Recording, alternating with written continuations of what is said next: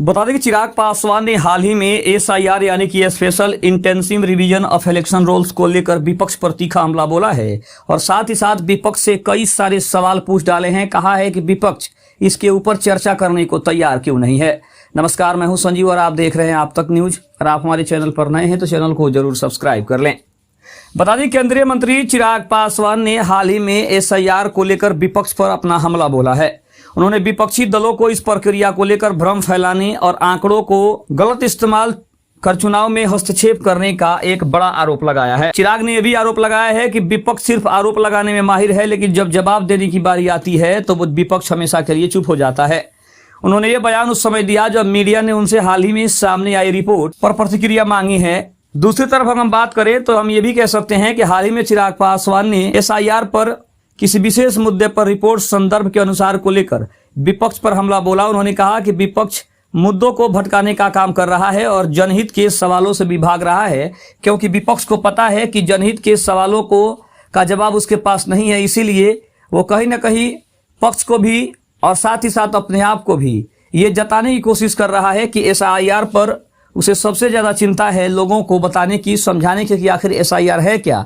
लेकिन जब असली मुद्दों पर बात करने की बारी आती है तो सबसे पहले विपक्ष चुप हो जाता है। दूसरी तरफ अगर बात करें तो चिराग पासवान की कुछ प्रमुख बातें भी हैं।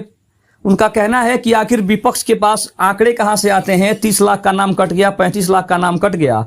उन्होंने सवाल उठाया कि विपक्ष जिन आंकड़ों पर भरोसा कर रहा है वे कहां से आ रहे हैं जबकि प्रक्रिया अभी तक पूरी नहीं हुई है। इसके अलावा एसआईआर को समर्थन भी है। चिराग ने स्वीकारा कि ग्रामीण और शहरी इलाकों में दस्तावेज उपलब्ध कराना लोगों के लिए चुनौतीपूर्ण हो सकता है, लेकिन राजनीतिक दलों की जिम्मेदारी है कि वे इसकी मदद करें। वहीं विपक्ष को चुनाव में डराने की भी कोशिश है। उन्होंने विपक्ष पर आरोप लगाया कि वे बिहार की मतदाता सूची में गड़बड़ी का आरोप लगाकर लोगों को डराना चाहते हैं, क्योंकि हार की स्थिति में भ्रम की राजनीति उन्हें बचाए रख सकती है। अगर समझने की कोशिश करें तो चिराग पासवान का कहना है कि एसआईआर एक पारदर्शी और लोकतंत्र की प्रक्रिया है। विपक्ष के द्वारा इसे बदनाम करने का आरोप उन्होंने सीधे तौर पर लगाया है।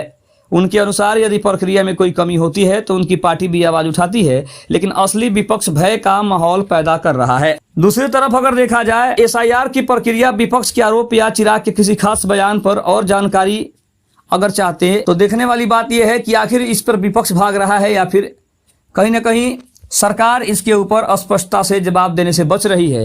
ये कहीं ना कहीं सवालों के घेरे में है। लेकिन चिराग पासवान का सीधा आरोप विपक्ष के ऊपर है। उनका साफ तौर पे कहना है कि विपक्ष इसके ऊपर कहीं ना कहीं मंथन करने की जरूरत ही नहीं समझ रहा है। वो सिर्फ लोगों के अंदर एक भ्रम की स्थिति पैदा कर रहा है ताकि लोग भ्रमित रहें और आने वाले चुनाव में विपक्ष इसका फायदा उठा सके।